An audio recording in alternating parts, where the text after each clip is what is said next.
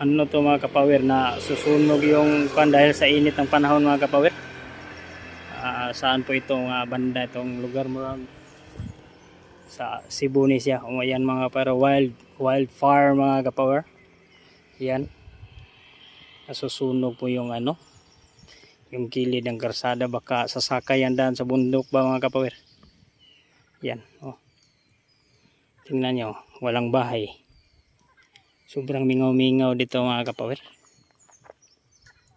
Yan po, oh. Yung may kalayon dyan, oh. Sumasaka doon, buti na lang hindi yan ano.